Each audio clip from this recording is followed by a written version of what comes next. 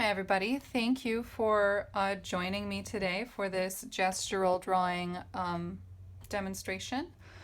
First of all, I want to give a little definition quickly about what gestural drawing is. So it's a loose sketch that attempts to capture the subject's basic form, its basic posture. So you can see I have a few little examples here in front of me. We have a penguin, little bunny, little frog, all of them very loose, all of them very sketchy, really just capturing the basic form of my subject. And that's all a gestural drawing is. So there are innumerable ways to approach gestural drawing. I would like to show you, of course, the way I approach a gestural drawing, but I just want to let you know that if what I'm doing isn't really clicking with you or it doesn't work for you, that doesn't mean you're not any good at gestural drawing. It just means that this one way of approaching it isn't what's working for you, and that's okay. I break my gestural drawing down into 4 steps. First step is directional line. On all of these steps, I'm going to demonstrate, but so right now, however, I'll go over them right away. So first step is directional line. That's a line that sort of tells you generally what direction your subject is going.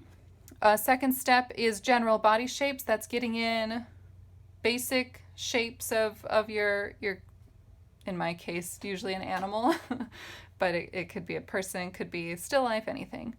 And then third is adding features.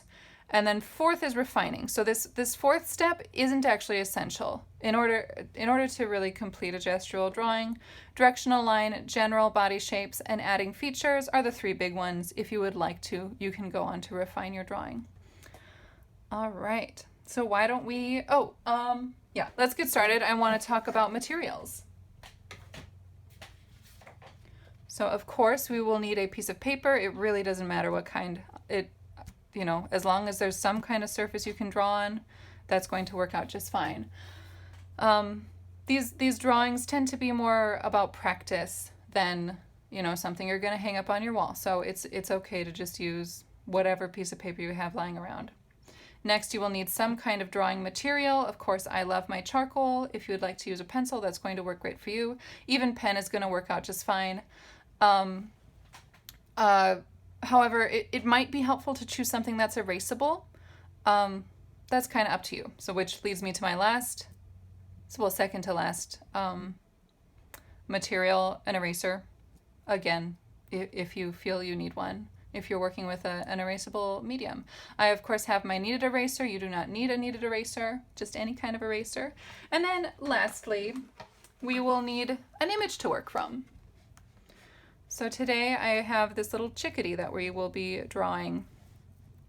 All right, so if you want to, you can pause the video right now. Go ahead and get your materials together and we can draw all together.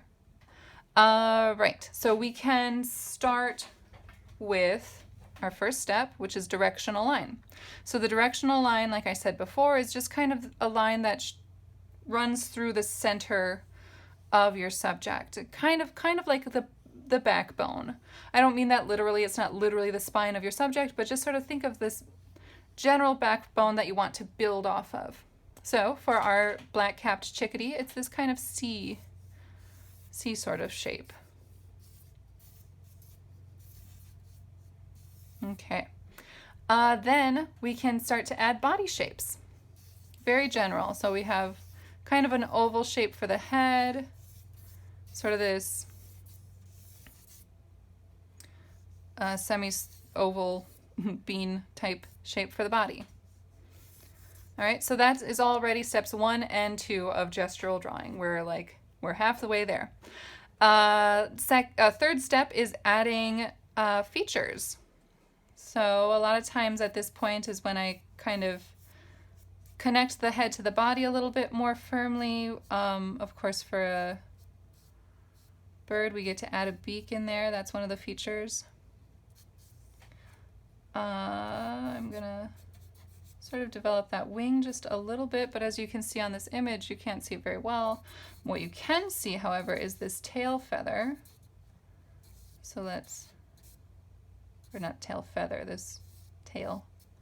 We can put that in there. And then I'm going to adjust that just a little bit. Then let's put in these feet.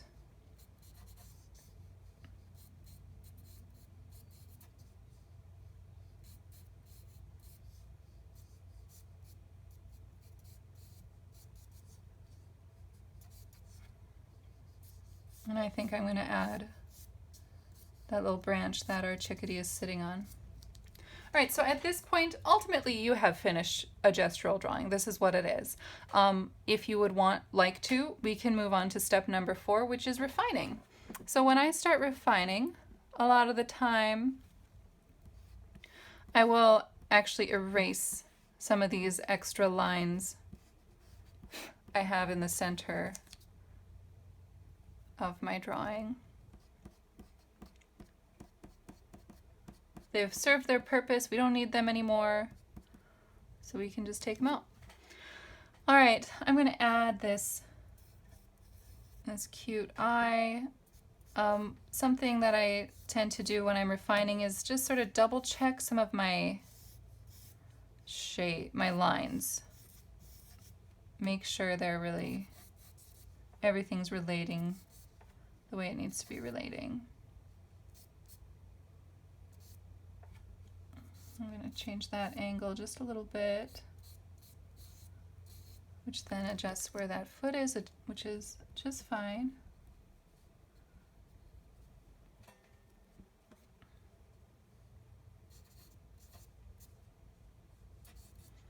Now at the refining point, I mean, you can go all the way with this, right? You can refine it to a complete finished product. I'm not going to do that today because that's not really the point of today's exercise.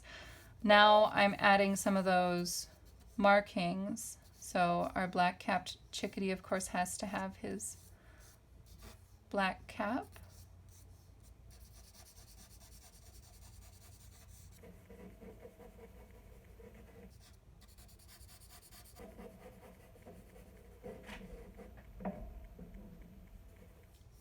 Already looking a little bit more like a chickadee.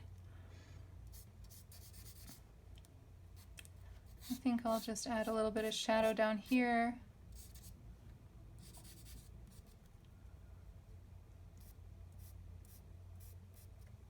All right. And that, my friends, is a very, very basic gestural drawing.